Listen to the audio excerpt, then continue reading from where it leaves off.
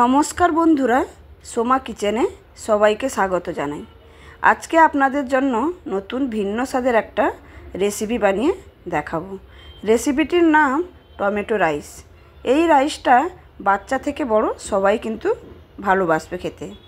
এটা আপনারা লাঞ্চ এবং ডিনারের সঙ্গে খুবই সহজ পদ্ধতিতে বানিয়ে ফেলতে পারবেন। রেসিপিটা আমার প্রথম থেকে শেষ পর্যন্ত দেখার অনুরোধ রইল। তাহলে চলুন রেসিপিটা শুরু করা যায়। টমেটো রাইসের জন্য আমি এখানে কি নিয়েছি দেখুন। এখানে আমি পেঁয়াজকে একদম চপ করে নিয়েছি, আর এখানে আমি 4টে বড় সাইজের টমেটোকে সুন্দর করে চপ করে নিয়েছি। যেহেতু টমেটো রাইস, টমেটোটা বেশি লাগবে। আর এখানে আমি আরেকটা টমেটোকে একটু বড় সাইজের করে কেটে নিয়েছি। আমি এখানে নিয়েছি গোটা গরম মশলা, আর নিয়েছি কাঁচা লঙ্কা আর কারি পাতা,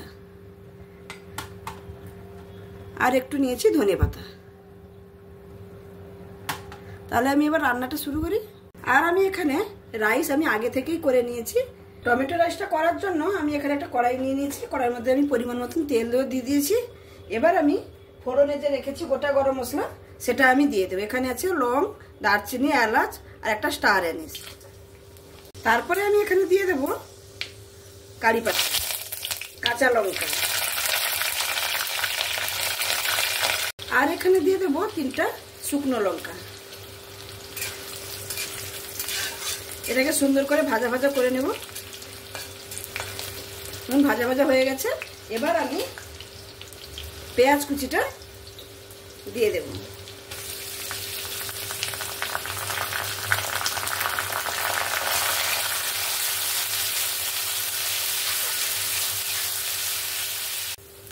এখানে আমার পেঁয়াজটা সুন্দর লাল লাল করে একদম ভেজে নিয়েছি। এখানে কিন্তু পেঁয়াজটাকে সুন্দর লাল লাল করে ভেজে নিতে হবে। ভেজে নেওয়া হয়ে গেছে। এবার আমি এখানে আদা রসুনের পেস্টটা দিয়ে দেব।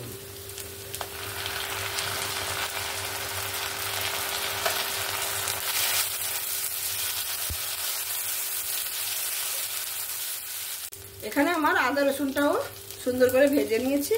এবার আমি যেটা মেন রান্না টমেটো, সেটা আমি দিয়ে দেব। এবার টমেটোটা দেওয়ার সঙ্গে সঙ্গে আমি এখানে একটু লবণও অ্যাড করে দেব। তাহলে কি হবে, টমেটোটা তাড়াতাড়ি গলে যাবে। পরিমাণ মতো লবণ।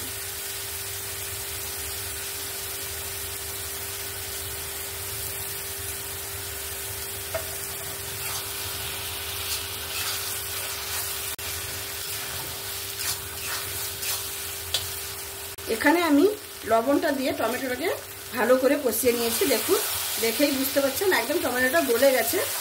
এবার আমি এখানে কিছু গুঁড়ো মশলা অ্যাড করব। গুঁড়ো মশলার মধ্যে আমি এখানে একটু কালারের জন্য, রাইসের কালারটা একটু ভালো আসবে, সেই জন্য একটু কাশ্মীরি লঙ্কার গুঁড়ো দিলাম। আমি এখানে কাঁচা লঙ্কা দিয়েছি, তাই একটু সামান্য পরিমাণে ঝাল লঙ্কার গুঁড়ো, সামান্য পরিমাণে একটু হলুদের গুঁড়ো, 1 চামচ জিরে গুঁড়ো, আর 1 চামচের মতো ধনে গুঁড়ো দিয়ে আমি এটাকে ভালো করে আরেকবার কষিয়ে নেব।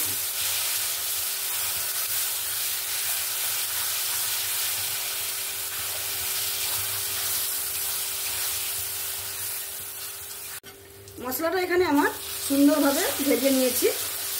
এবার আমি যেখানে বড় বড় করে টমেটোগুলো কেটে রেখেছিলাম, এটাও দিয়ে দেব। দিয়ে এটাকেও নাড়াচাড়া করে নেব একবার।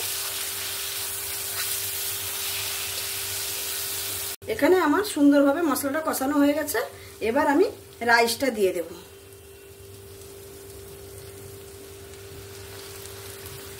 রাইসটা দিয়ে হালকা হাতে মশলার সঙ্গে ভালো করে মিক্স করে নিতে হবে।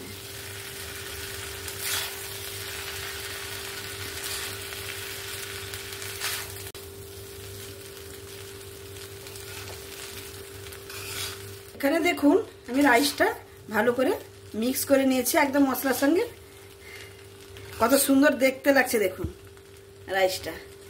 অবশ্যই এরকম একবার বাড়িতে বানিয়ে দেখতে পারেন, খুবই সুন্দর লাগে। এই রেসিপিটা। আর যদি এই পর্যন্ত আমার রান্নাটা আপনাদের কাছে ভালো লেগে থাকে তাহলে আমার চ্যানেলটার সঙ্গে থেকে লাইক শেয়ার কমেন্ট অবশ্যই সাবস্ক্রাইব করে আমার পাশে থাকবেন। এখানে আমার রাইসটা সম্পূর্ণভাবে কমপ্লিট হয়ে গেছে। এবার আমি যে ধনে পাতাটা রেখেছিলাম সেই ধনে পাতা কুচিটা দিয়ে এখানে নামিয়ে নেব।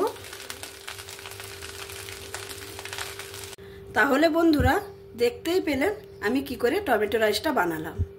কত সুন্দর লাগছে দেখতে দেখুন। তার সঙ্গে যদি এরকম চিকেন কষা থাকে তাহলে আর কথাই নেই। আপনারা কিন্তু চিকেন কষা বা মটন কষার সঙ্গেও এটা সার্ভ করতে পারেন, খুবই সুন্দর লাগে খেতে।